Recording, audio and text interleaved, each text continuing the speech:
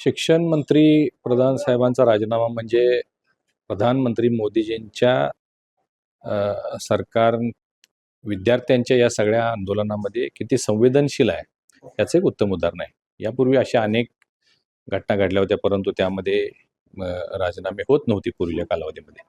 परंतु युवा पिढीच्या जनभावना लक्षात घेऊन हा निर्णय त्यांनी घेतलेला आहे.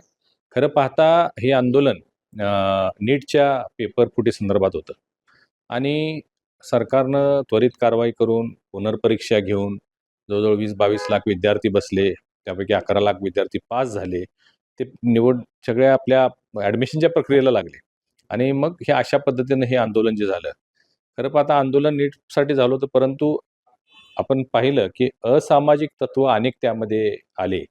त्याला राजकीय रंग आला. म्हणजे विद्यार्थ्यांचं आंदोलन हायजॅक करून राजकीय पक्ष त्यामध्ये काँग्रेस आलं, आप आलं, सपा पार्टी आली. सगळे लोक त्यामध्ये आले आणि त्याला वेगळी दिशा देऊन देशामध्ये अराजकता माजवायची अशा पद्धतीचं काहीसं चित्र निर्माण झाल्यामुळं तो थोडासा विलंब झाला. परंतु हा योग्य निर्णय झाला आणि मला वाटतं युवा पिढीला नजरेसमोर ठेवून हा निर्णय झालेला आहे. पण काँग्रेसकडून सांगितलं जाते की हा मुद्दा सर्वप्रथम राहुल गांधींनी उचललेला होता आणि त्याला सगळ्यात मोठी निराशा काँग्रेसची राहुल गांधींचीच झालेली आहे.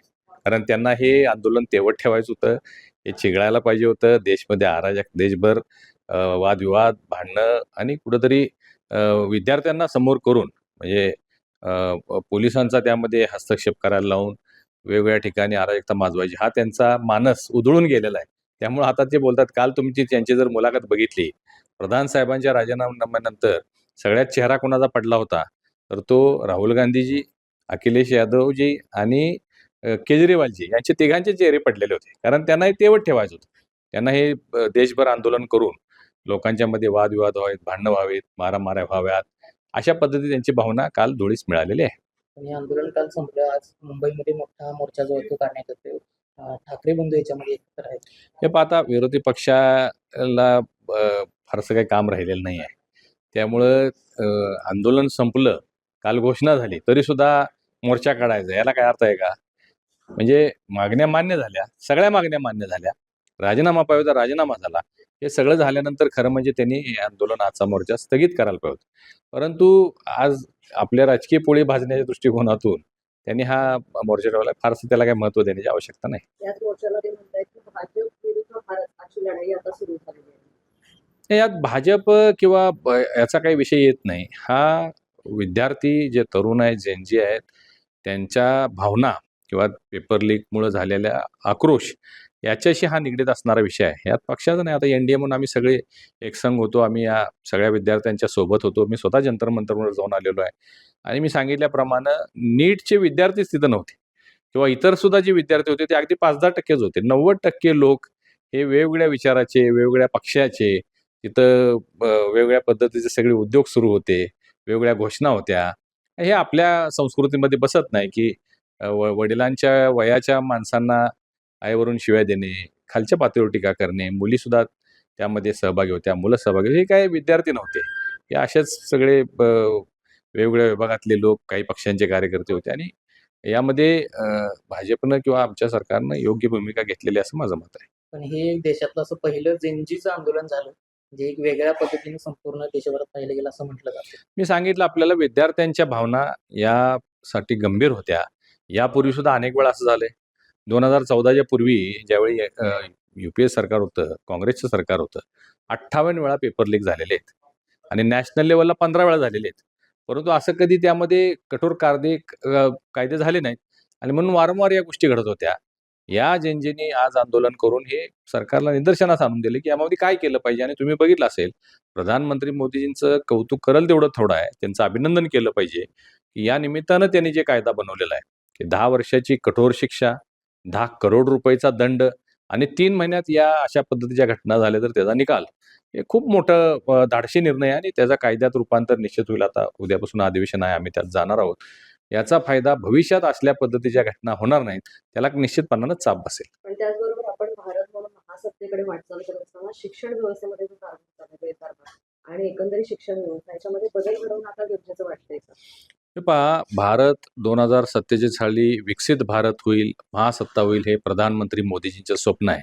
ते भंग करण्यासाठीच काही उद्योग राजकीय पक्ष करतायत.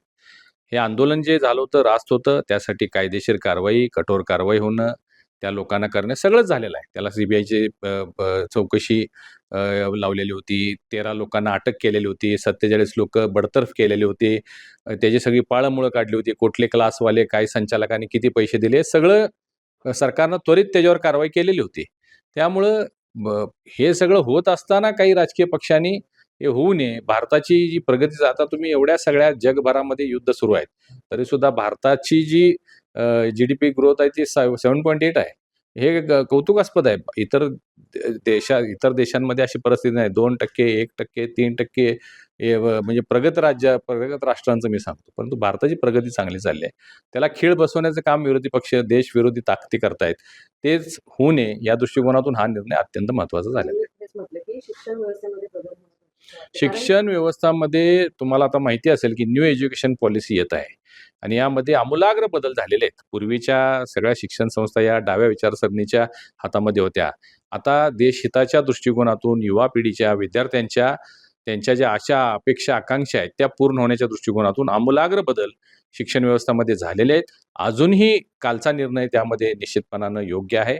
भविष्यात सुद्धा अशा पद्धतीचे आणखीन निर्णय जिथं घ्यायला लागतील तिथं आमचं सरकार घेईल. राज्यातील अनेक मराठी शाळा ज्या बंद पडल्यात आणि त्यानंतर एक शिक्षकी शाळा देखील आपल्याला जिल्ह्यामध्ये असतील आणि राज्यामध्ये पाहायला मिळतात. यावरती काय होईल आणि काय बदल होणार? यामध्ये आमच्या सरकारचं धोरण आहे की कोणीही शिक्षणापासून वंचित राहता कामा नये. त्यामुळं पटसंख्या कमी असल्यामुळं शिक्षक कमी होणे हे सुद्धा चालू होतात. बऱ्याच ठिकाणी आपण पाहिले 1 विद्यार्थी 1 शिक्षक आहेत. परंतु ते सुद्धा चालू आहे. आता त्याला वेगवेगळे विषय आहेत, वेगवेगळ्या मागण्या आहेत. परंतु विद्यार्थी शिक्षणापासून वंचित राहता कामा नयेत यासाठी शिक्षणाची व्यवस्था करण्याच्या दृष्टिकोनातून सरकार सर्वतोपरी सहकार्य करत आहे.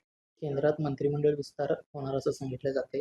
राज्यात सुद्धा मंत्रिमंडळाबाबत फेरबदल करण्याची शक्यता जी आहे ती सांगितली. मुख्यमंत्री बदलाबाबत सुद्धा काही सुरू आहे का काय चर्चा? असली कुठलीही चर्चा सुरू नाही आहे. या सगळ्या